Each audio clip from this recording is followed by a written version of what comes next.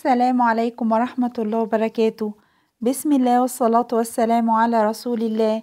ازيكم متابعين الكرام؟ يا رب تكونوا بخير. غبت عنكم فترة، سامحوني بس وحشتوني. النهاردة جايلكم ان شاء الله بحاجة كده تدفي البيت وتدفي المعدة. قرص طرية تبقى جميلة كده مع كوباية الشاي الصبح، او حتى في العشاء بالليل. ممكن نحط عليها جبنة، نحشيها جبنة، ممكن نحشيها عجوة، وبمقادير ان شاء الله ومكونات تكون موجودة في البيت وتكون سهلة وطريقتها سهلة ونتيجتها مضمونة بإذن الله. بصوا يعني اللهم بارك عليها. هندخل في الطريقة على طول، المقادير عشان ما نطولش الفيديو. عندنا كيلو دقيق، اي نوع دقيق، اي نوع دقيق موجود عندك. كيلو ممكن مش هقولك اعملي بقى نص الكمية، عايز تعملي نص الكمية تجربيها اعملي، مفيش مشكلة، بس اعملي اي حاجة وجربي. كيلو دقيق هننخله بالمصفى كده. هنحط عليه 5 معالق سكر بودر. مفيش سكر بودر، ممكن سكر خشن حبيبات عادي بس ندوبه في اللبن.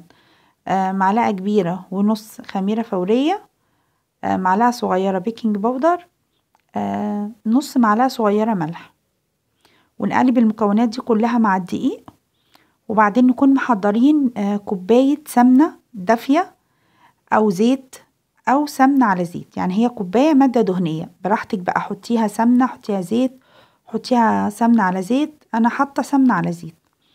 حطيها ونبتدي نفركها كده في الدقيق عشان ايه؟ ندخلهم في بعض. تمام.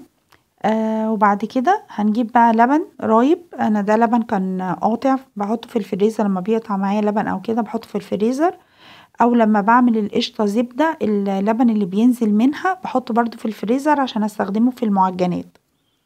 هبقى احط لكم طريقة الزبدة من القشطة بتاعت الوش اللبن اللي احنا بنشيله كل يوم. واحطها لكم في صندوق الوصف، او احطها لكم في اعلى الشاشة ازاي نحول القشطة لزبدة. وكمان ناخد اللبن اللي نازل منها نستخدمه في المعجنات كده. هنبتدي ان احنا عايزين ندخل اللبن في العجينة، يعني مش عايزة اعجنها، مش عايزة التها واعجنها، انا عايزة اشربها اللبن.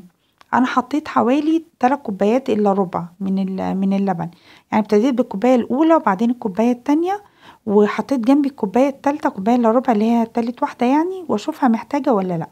فانا احتاجتهم، خدتهم ال3 كوبايات الا ربع.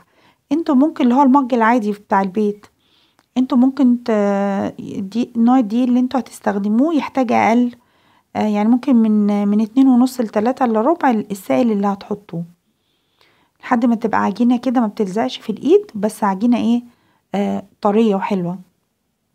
هنلمها كده ونسيبها على جنب كده، نغطيها بكيس، ونجيب صينية او اي صاج او اي حاجة. ممكن الرخامة، تقطع الرخامة بس عشان البرد مرضتش اقطعها على الرخامة يعني. وحطيتها في صينية، ابتديت بقى اقطعها كور، اقطعها كور المقاس اللي يعجبك، المقاس اللي يعجبك قطعيها، صغيرة كبيرة اي حاجة قطعيها على حسب الحجم اللي انت هتقطعيها هيديكي عدد. انا ادتني حوالي 35 قرصة، لو صغرت الحجم شوية كان ممكن ادتني حجم اكبر. وممكن احشيها عجوة، احشيها جبنة، فهصغر القطعية شوية، عشان القرصة هتكبر بالحشو معايا فيدينا عدد اكبر. برضو لو لاحظتم هتلاقوا المقاسات كلها مش زي بعض، في صغير وفي وسط وفي كبير، يعني اللي كان بيتقطع معايا في ايدي كنت بعمله، مفيش مشكلة يعني. هنجيب بقى صواني وهندهن الصينية بنقطة زيت، نقطة زيت يعني حاجة لا تذكر كده. ونبتدي بأول كورة احنا قطعناها تكون ريحت. اجيب صينية تاني او طبق عشان ايه؟ يسهل ان انا افرد عليه. يا دوبك لفة يعني، ببططها من الناحية دي والف الطبق وبططها بتتفرد على طول لان هي مريحة. واروح حطها في الصينية، ما نخليهاش ولا سميكة قوي تخينة قوي ولا رقيقة قوي، يعني ان هي لسه هتنفخ معانا في الفرن. ونحطها في الصينية دي. انا حطيتها على طول في الصواني اللي انا هخبز فيها. ممكن تحطوها على صينية عادي، او بس الصينية حطوا عليها كيس بلاستيك وحطوها عليها، ولما تخمر تشيلوها وتحطوها في الصينيه. بس انا حطيت في الصواني على طول بصراحه، او حتى انا موسعه عشان خاطر ايه لما هخبز هتتنفخ شويه يعني. مش هياخد معاكم وقت في التبطيط لان هي مريحه، يعني هي مريحه ولا بتكش تاني ولا اي حاجه، هي بتتفرد. بصوا اللهم بارك، ادتني كام صينيه يعني كميه حلوه. سبتها بقى تخمر، يعني كنت انا مدفيه الفرن وطفيته وبعدين حطيت الصواني دي في الفرن وهو مقفول. بعد ما قفلته خمرت معايا، وبعد ما خمرت طلعتها بقى من الفرن وشغلت الفرن تاني وسبته يسخن كويس قوي. هي عايزه فرن سخن عشان تطلع طريه، وحطيتها في الفرن لحد ما ايه ما احمرت. يا رب الطريقه تكون عجبتكم وتجربوها، والسلام.